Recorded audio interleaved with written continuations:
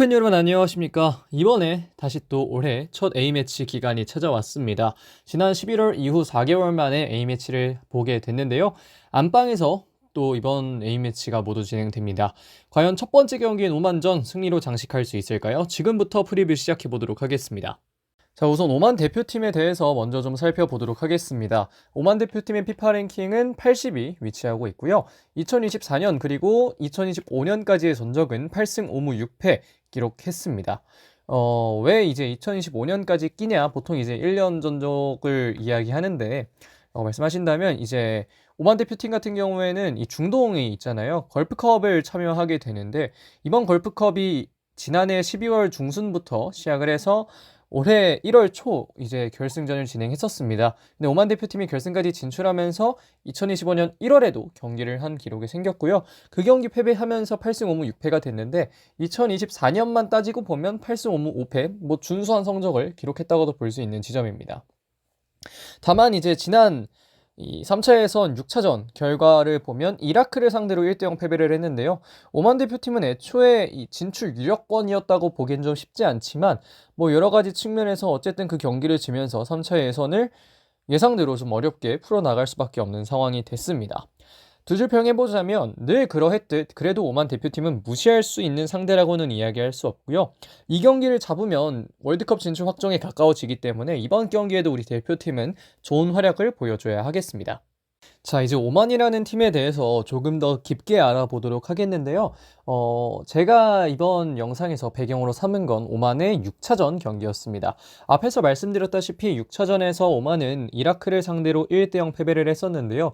전술적인 특징을 간단하게만 먼저 언급을 해보자면 공격은 이제 빌드업 시에는 4-2-3-1 대응을 유지하면서 풀백에 기여도를 좀 더 올리는 경우가 있었고요. 수비 시에는 4-4-2 정도 대응을 유지하고 압박은 때에 따라 또 우리가 흔히 아는 그 타이밍 있잖아요. 그 타이밍에 따라서 좀 압박을 하는 경우가 있었고요.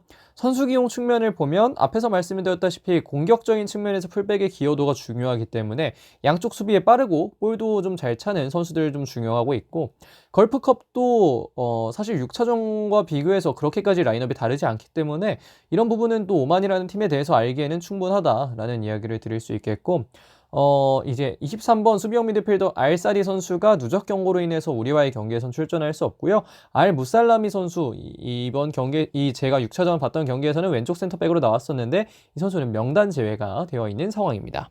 자, 6차전 선발 라인업도 간단하게 언급을 좀 드리겠습니다. 골키퍼는 알 무카이니 선수가 나왔고요. 14번에 알 카비가 레프트백, 알 루사이디 선수가 라이트백 봤었고요. 센터백에는 앞에서 말씀드렸다시피 알 무살라미 선수가 왼쪽 센터백, 오른쪽 센터백은 6번에 알 카메시 선수가 뛰었습니다.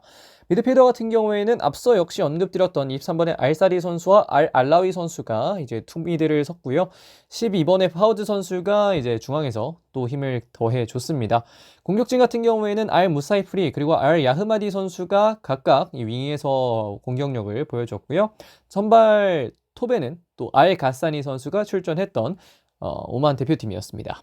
자, 그럼 오만의 공격 국면에 대해서 좀 살펴보도록 하겠습니다. 뭐 깊게 들어가기보다는 좀 간단하게 볼 건데요. 기본적으로는 둘둘 빌드업이라고 생각하셔도 될 것 같습니다. 사실상의 대형 유지죠. 지금 두 명의 이제 수비형 미드필더 내지는 중앙 미드필더 선수들이 들어오고 있는데 센터백에서부터 전개가 안 되면 4번의 알라위 선수나 23번의 알사리 선수가 내려와서 이제 볼 전개에 좀 더 도움을 주고 주로 이 선수들이 내려왔을 때는 양쪽 측면으로 전개를 하는 경우도 종종 있었는데요. 하여튼 이런 방식으로 빌드업을 전개했던 오만이고 빌드업 패턴이 아주 뭐 확실하게 잡혀 있다 이런 건 아니었던 걸로 기억을 하고 있습니다.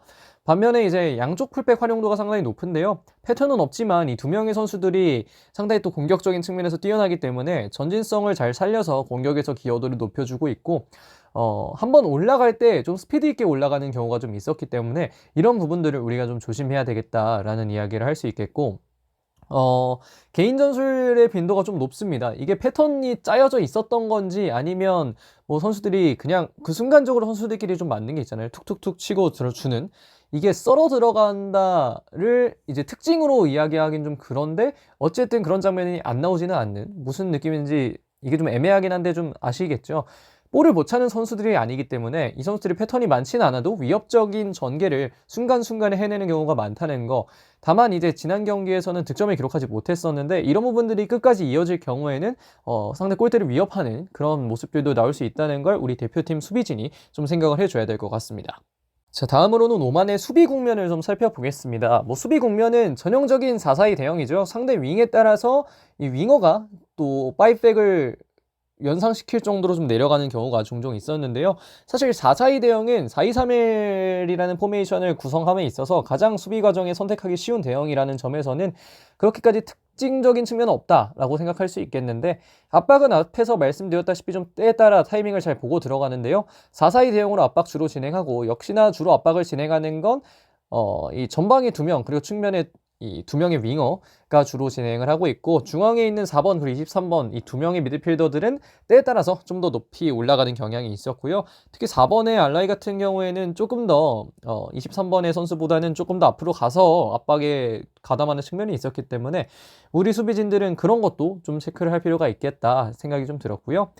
다만 이제 오만 같은 경우에는 상대의 개인 전술에 대응하는 데 좀 어려움을 겪었습니다. 이런 팀들이 이제 특징이 보면 꼭 로우 블럭까지는 아니라고 하더라도 보통 이 미들 블럭이나 혹은 조금 더 로우 블럭이나 이런 부분에서 수비를 어느 정도 갖추고 있는 상황이 좀 종종 발생하는데, 우리가 또 지난 경기에도 그렇고 이번 경기에도 그렇고 선수들의 개인적인 클래스 차이는 어느 정도 있잖아요.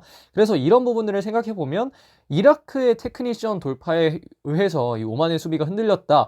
그렇다면 우리 지금 2선 그리고 최전방 이 선수들의 클래스가 상당히 좋은 편이고, 특히 이 선에는 유럽파들이 가득하기 때문에 이런 부분에서는 우리가 오만의 수비진들을 충분히 좀 뚫어낼 수 있는 그런 경우가 좀 많이 발생할 수 있겠다라는 생각이 들었고, 쉽게 뚫리는 팀은 아닙니다만 결국 이 테크니션들의 돌파에는 또 충분히 뚫릴 수 있을 만한 오만의 수비진이라고 얘기 드릴 수 있겠습니다. 자, 우리 대표팀과 오만 대표팀의 최근 경기는 지난 2024년 9월 이 3차 예선 2차전이었습니다. 당시에 이제 오만 무스카트로 원정을 떠나서 3대1로 우리 대표팀이 승리를 했었는데요. 전체 전적은 5승 1패고 우리가 알고 있는 그 1패가 바로 오만 쇼크였습니다. 2024년 9월에 있었던 경기 경험자는 여전히 주전급인 선수들이고 대부분이 또 명단에 든 선수들인데요. 이번 경기에서도 좀 좋은 모습을 보여줘야 할 걸로 보입니다. 당시에 손흥민 선수가 좋은 모습 보이면서 MVP 받았던 만큼 이번 경기에서도 우리 안방 팬들 앞에서 좋은 모습 보여주기를 바라도록 하겠습니다. 자, 이제 관전 포인트 좀 말씀을 드리도록 하겠습니다. 첫 번째 관전 포인트는 앞서 언급드렸듯 오랜만에 A매치가 되겠습니다. 4개월 만에 A매치가 진행됩니다. 홈에서 2경기가 진행되기 때문에 우리 팬들의 관심이 더 뜨거울 걸로 보이는데요. 여전히 3차 예선 1위는 대한민국 대표팀입니다.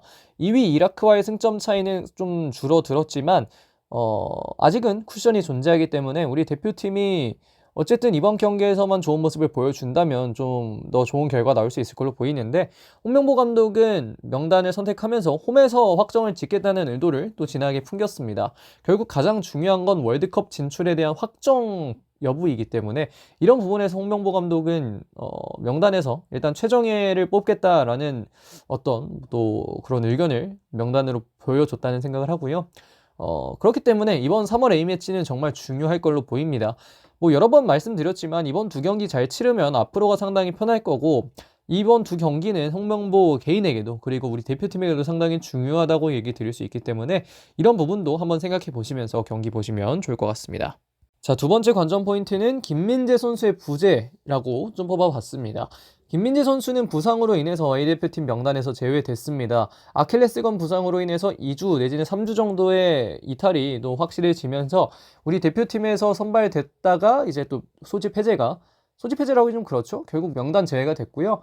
부주장 김민재 선수의 영향력은 사실 상당했습니다. 손흥민과 더불어서 참 뺄 수 없는 선수라는 이야기를 할 수밖에 없고, 수비진 리더로서 활약을 해주고 있었는데 아쉽게도 계속해서 또 사실 몸 상태가 좋지 않았고 이번 대표팀 명단에도 뽑느냐 마느냐 이런 얘기가 있었는데 뽑았지만 결국은 또 뛸 수는 없게 된 그런 상황이고요.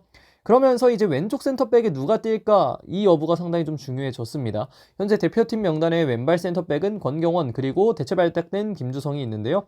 두 선수 중 한 명이 왼쪽 센터백으로 뛸 가능성이 높은데 아무래도 이 경기의 중요성을 좀 생각해보면 베테랑인 권경원의 투입 가능성도 좀 높지 않나 생각이 좀 되고요.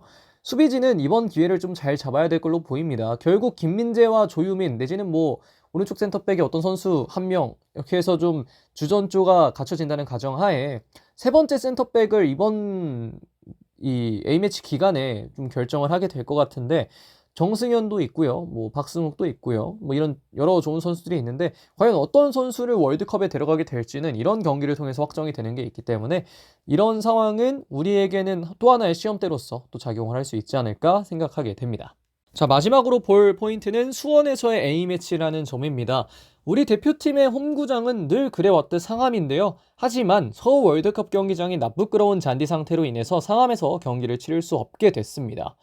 그와 동시에 KFA의 무례함도 확인할 수가 있었는데요. 당초 이 수원 빅버드에서는 코리아컵 진행이 예정되어 있었습니다. 빅버드에서의 500번째 경기인 만큼 이 수원 프런트도 여러 가지 준비를 했다고 알고 있고 그렇기 때문에 이 코리아컵을 주말에 딱 진행하면서 많은 팬들 앞에서 여러 가지 이벤트도 하고 의미 있는 행사들을 진행할 예정이었는데 이 코리아컵이 KFA 주간 대회임에도 불구하고 이 경기를 철저히 무시하면서 빅버드를 경기장으로 삼았습니다.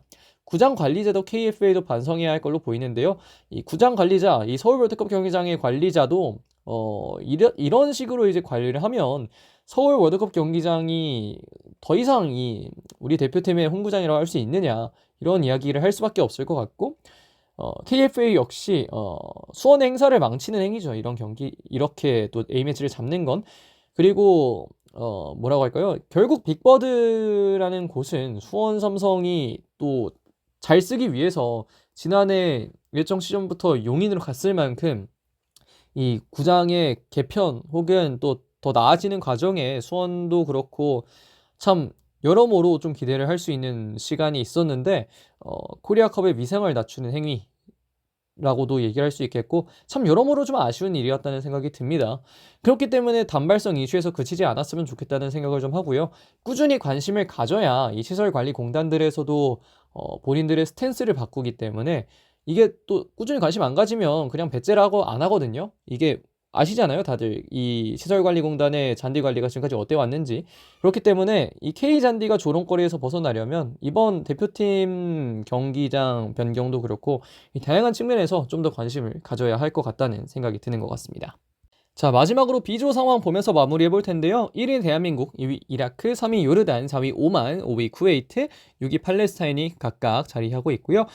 대한민국 14점, 이라크 11점, 요르단 9점, 오만 6점, 쿠웨이트 4점, 팔레스타인 3점 각각 또 얻어내고 있습니다. 자, 여기까지 3차 예선 7차전 오만전 프리뷰해 봤습니다. 새해 첫 A매치이고 안방에서 경기하는 만큼 좋은 경기력 보여줘야겠는데요.